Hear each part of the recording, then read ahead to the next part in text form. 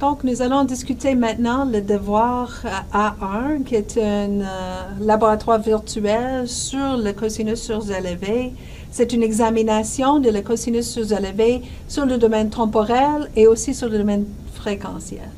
Donc, dans le domaine temporel, nous allons examiner qu'est-ce qu'on appelle le diagramme de l'œil, que je vais expliquer. Et nous allons aussi voir le spectre pour le domaine fréquentiel, où nous allons appliquer une de nos définitions de largeur de bande. Donc, l'objectif sera de générer différents signaux reçus. Donc, c'est comme d'aller au laboratoire, changer des paramètres et analyser ce qu'on observe. Mais les changements vont être plutôt en MATLAB et nous allons générer des signaux. Et après ça, nous allons utiliser le même logiciel qu'on utilise au laboratoire pour faire l'analyse des signaux reçus.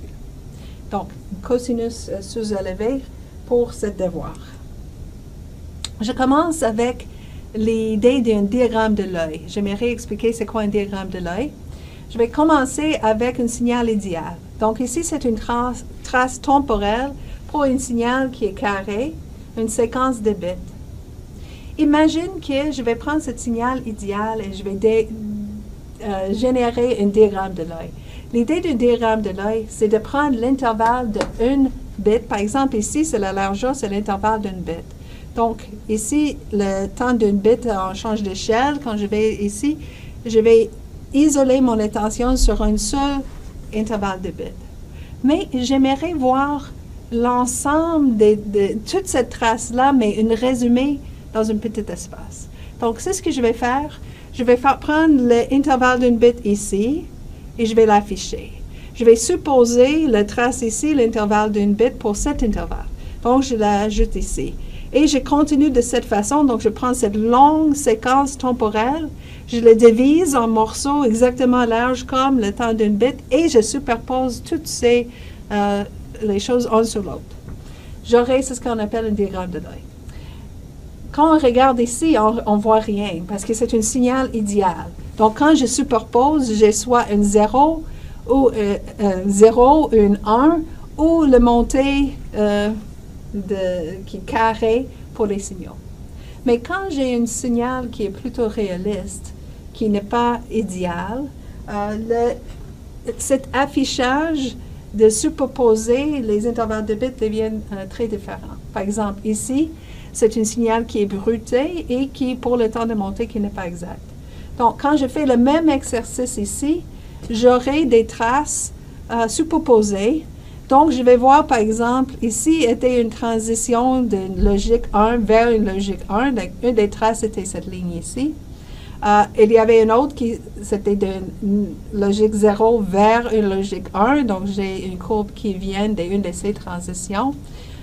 Donc, j'aurai tout superposé. Et on commence à voir pourquoi est-ce que ce diagramme, on appelle un diagramme de l'œil. Parce que si on regarde la forme ici, c'est un peu comme un œil. Donc, il y a le temps de monter, un côté de l'œil, etc. Et à cause du bruit ajouté, des fois, cette forme n'est pas mince comme on voit, mais ça devient très bruité. Et le bruit peut même fermer l'œil. Donc, c'est pour ça qu'on utilise maintenant le diagramme de l'œil. Donc, le diagramme de l'œil, c'est une manière de quantifier la qualité d'un signal. Donc, pour la communication numérique, le plus important, c'est la probabilité d'erreur. Mais la probabilité d'erreur, ça prend des équipements de test avancés et chers.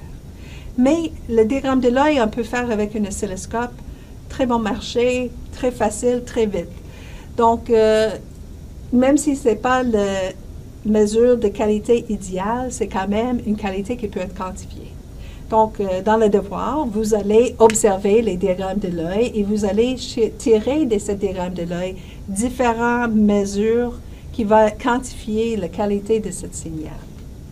Donc, ici, nous avons dans le graphique des indications des différentes observations qu'on peut faire.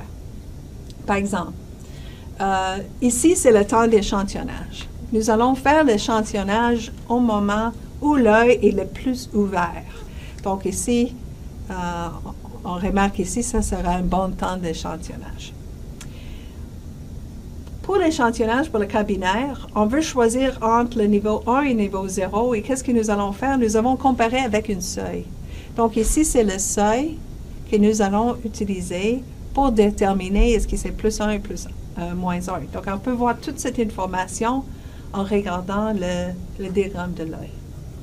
Par exemple, l'épaisseur ici, ce n'est pas juste une valeur de juste 1, ça peut être une indication de, s'il y a d'interférence intersymbole, ça peut être une indication de l'importance.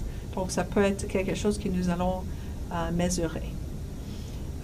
Il y a aussi le pente qui peut être intéressant et différentes valeurs. Donc, il y a plusieurs raisons pour lesquelles nous allons regarder un diagramme de l'œil pour quantifier la performance de notre système de communication.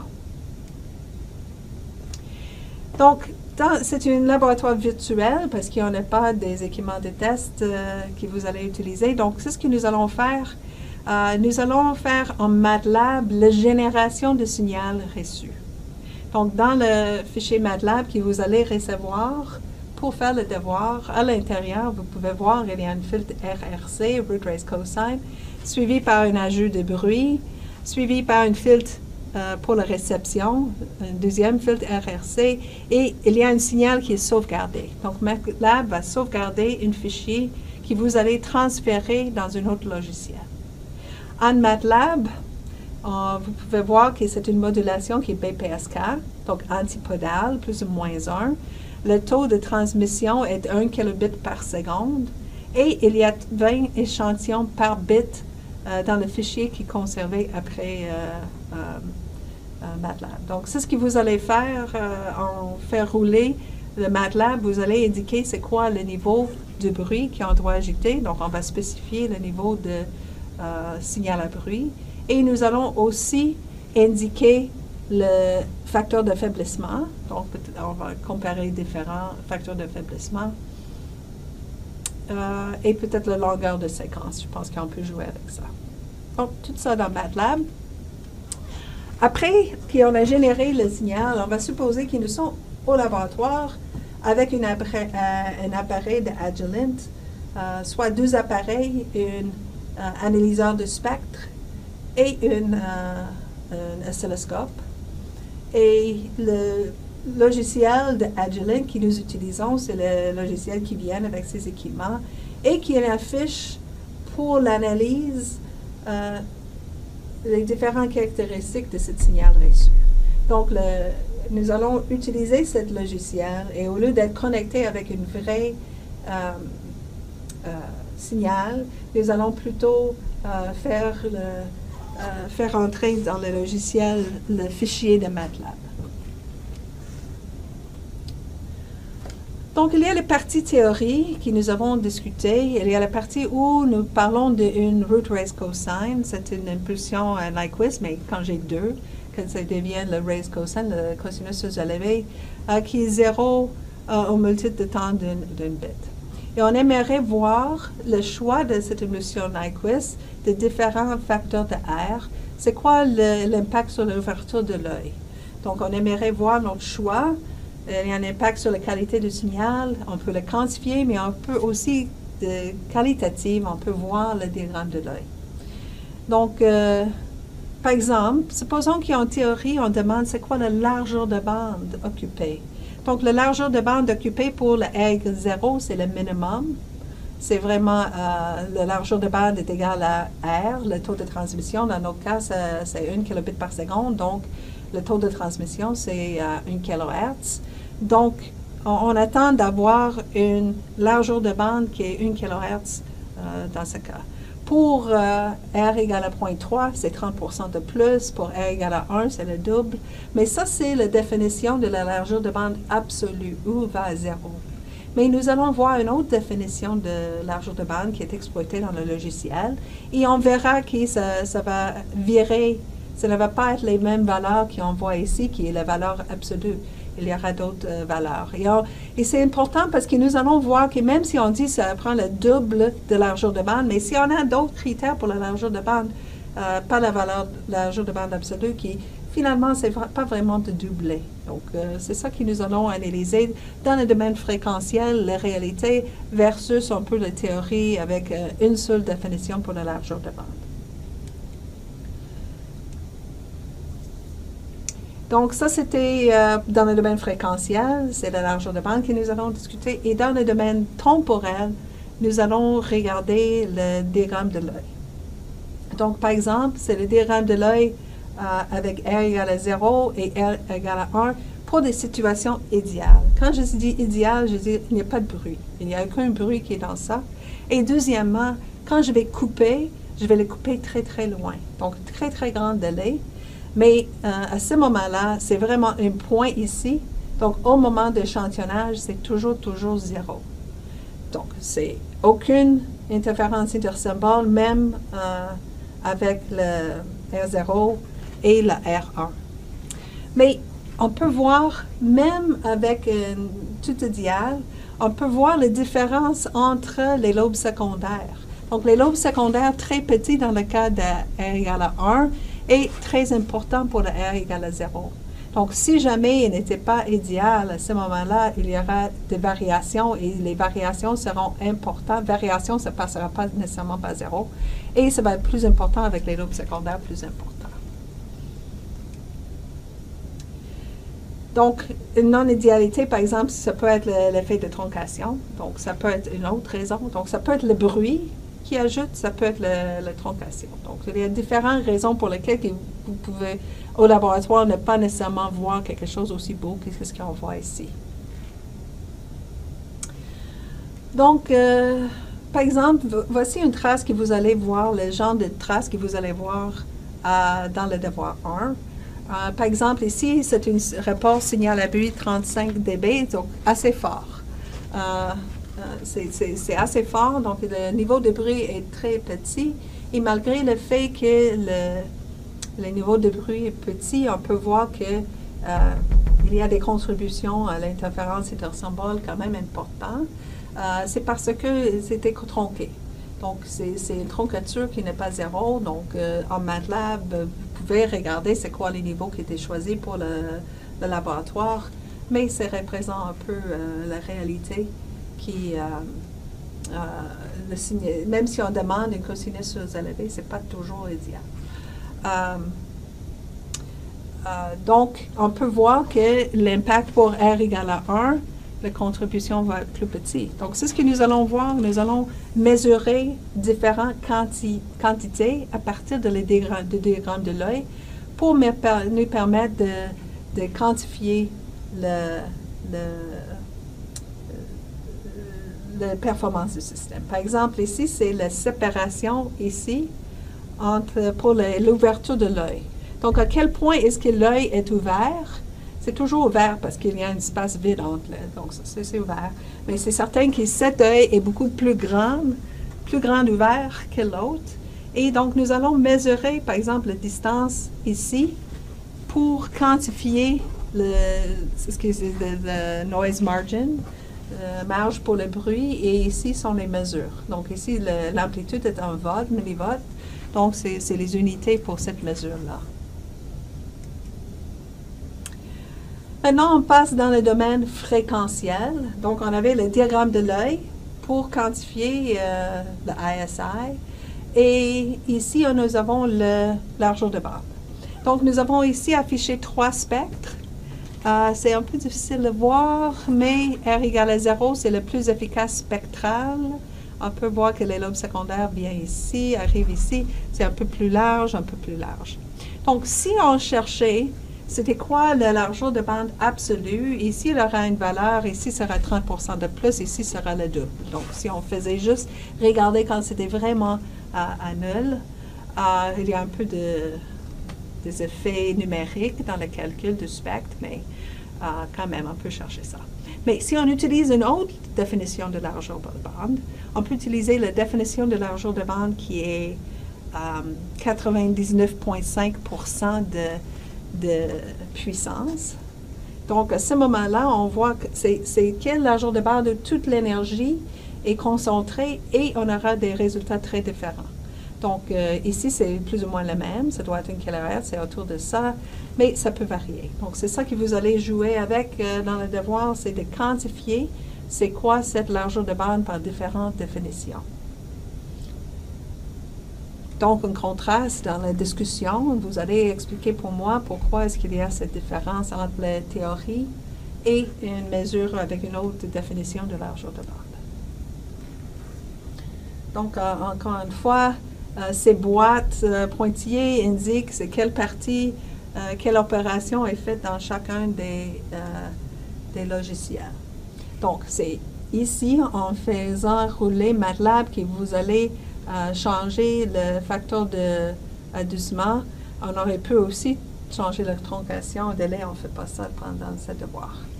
Il y aura certaines valeurs signal à bruit. Ici, c'est quelques exemples, mais vous allez voir dans le devoir quelles valeurs que vous devrez tester, essayer pour le devoir.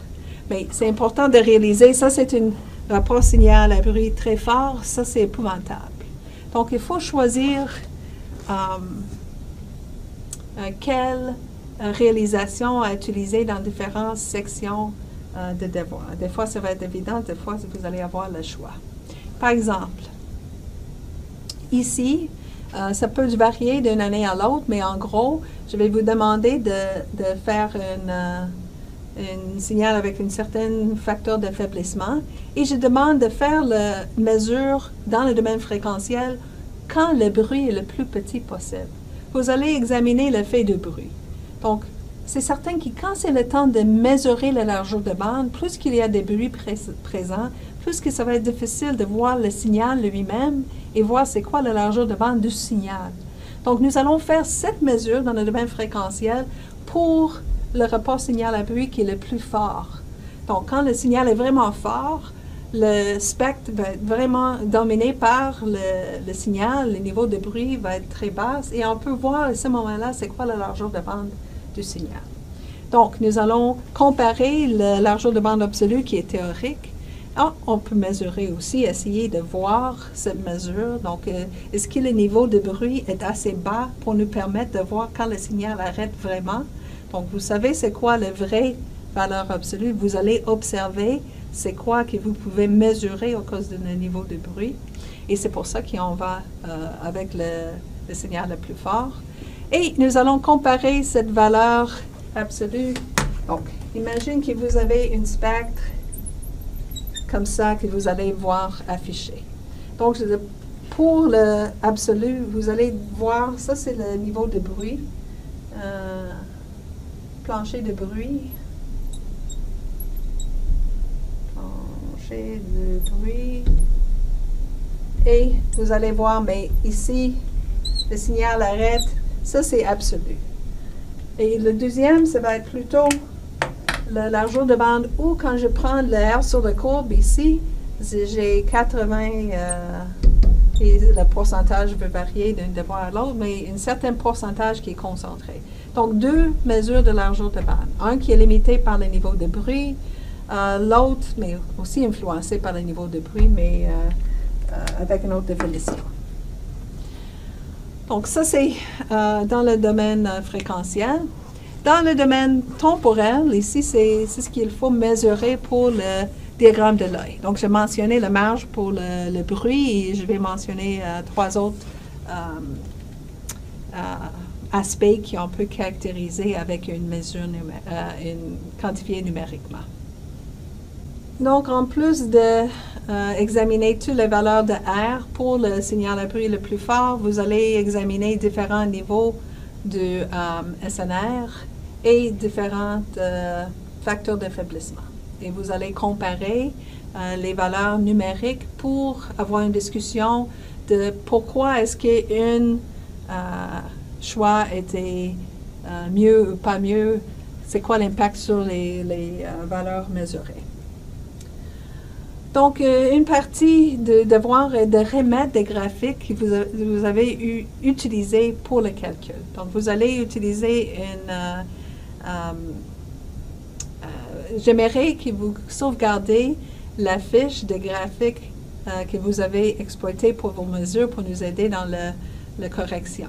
Donc, vous allez faire un screenshot de SPECT que vous avez utilisé dans le VSA et donc, vous allez remettre ça. Donc, par exemple, une des graphiques, c'est le spectre signal, l'autre, c'est le diagramme de l'œil. Donc, je veux voir les graphiques et après, je peux voir si vous avez bien mesuré à partir de ça. Donc, pour les calculs, on aimerait aussi le meilleur moment d'échantillonnage. Donc, j'aimerais voir pour le diagramme de l'œil, quand est-ce que je dois échantillonner. Donc, le point où je dois échantillonner, c'est toujours au moment de la plus grande ouverture de l'œil. Donc, vous allez tracer sur la figure le point là. Donc, c'est pour me dire que vous savez c'est quoi le meilleur moment pour l'échantillonnage, par exemple. Une autre, c'est la discussion, surtout. Quel est l'effet sur le facteur R sur la largeur de bande? Donc, discuter, c'est ce que vous allez observer. L'impact du bruit, etc., sur la mesure de... donc, ici, c'est un bruit fort, un bruit faible, 25, mais ça peut être 35, encore, ça varie. Discuter, on regarde le graphique. Donc, on peut voir le graphique ici, le niveau des bruits, c'est le même pour les trois, ou c'est pas le même pour les trois, ou tous les facteurs. Donc, vous allez le discuter pour m'expliquer qu'est-ce que vous avez appris après cet exercice sur différents facteurs de R. Une autre discussion, ça va être sur le marge de pour le bruit. Encore une fois, en avant différents choix pour le facteur de faiblissement. C'est quoi? C'est quelles mesures qui ont fait sur le diagramme de l'œil qui est influencé par ces facteurs et c'est quoi qui est mieux, pas mieux. Donc, pour retourner, je vais juste mentionner que vous allez avoir deux fichiers qui sont nécessaires pour faire rouler le logiciel de VSA. Donc, ici, nous allons générer une graphique de MATLAB. Donc, la sortie de MATLAB est un fichier. Et nous allons donner un nom à ça. Vous allez le donner le nom que vous voulez, mais je suggère R égale à 0.3, SNR égale à quoi, mais en tout cas, avec l'extension .text. Donc, il est automatiquement généré. Il va être généré et il va toujours donner le même nom. Ça va être un nom .text. J'ai oublié le nom de fichier, mais le MATLAB génère automatiquement. Mais vous devez changer le nom pour chacun des cas. Donc, vous allez utiliser ça dans le logiciel VSA. Mais en plus, vous allez avoir besoin d'un autre fichier qui est le setup et qui ne change pas pour tous les fichiers de MATLAB que vous allez générer. Donc, c'est ça qu'on utilise, ces deux fichiers. Donc, vous allez downloader du site web de cours, le PDF pour le devoir, le MATLAB pour générer cette signal.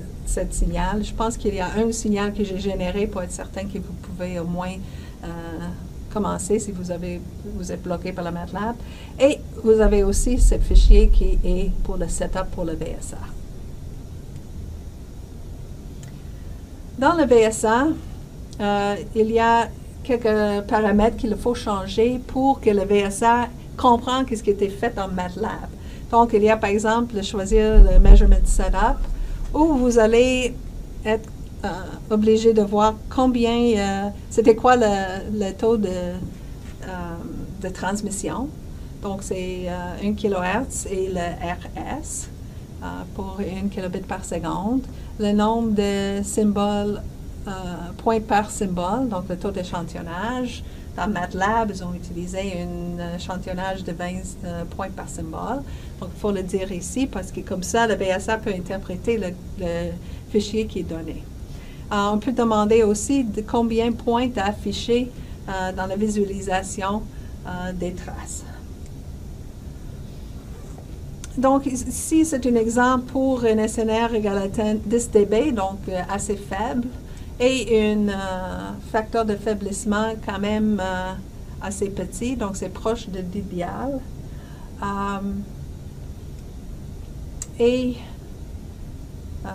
Vous allez marquer où de faire l'échantillonnage au point de plus grande ouverture. vous allez marquer cette ouverture-là, ces deux X, et comme ça, vous allez déterminer c'est la marge pour le bruit, parce que c'est déterminé par cette pointe d'échantillonnage. Donc, quand vous allez l'afficher, je sais que vous allez eu la mesure ici pour la marge de bruit, par exemple. Et le seuil de décision, mais le seuil de décision, c'est toujours au mi-point entre l'ouverture pour logique 1 et le logique 0, et en donnant le mi-point pour le temps d'échantillonnage. Donc ici, c'est la plus grande ouverture qui décide cette ligne ici, et la ligne ici, c'est le mi-point ici. Et maintenant, je peux mettre les X pour faire les mesures pour la table, pour remettre dans le devoir. Donc, encore une fois, c'est ces deux lignes qui déterminent comment faire la mesure. Donc, vous allez mettre, en fonction de ces lignes-là, des pointes comme j'ai mentionné ici. Donc, je vais donner les points où il faut faire la mesure. Donc, temps d'échantillonnage, il y a 3 points. Il y a des 2 points autour de la logique 1. Et il y a l'ouverture de œil qui est entre le point B et C. Pour le seuil, il y a l'ouverture de l'œil et il y a aussi l'épaisseur pour le temps de transition entre un symbole et l'autre.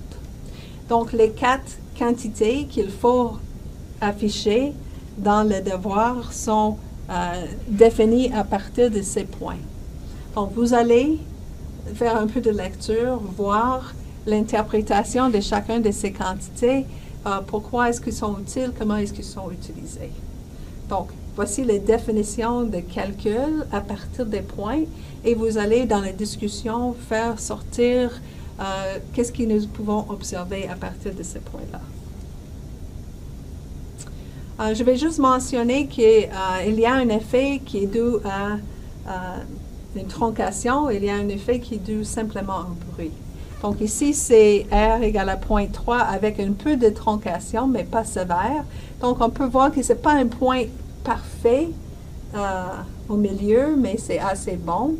Mais quand on ajoute de bruit, 10 dB, c'est certain que ce n'est pas un point. Donc ce n'est pas l'interférence intersymbole. Ici, c'est le bruit. Mais une des discussions, c'est est-ce qu'on est capable de dire le son sans savoir? Ici, on sait d'avance.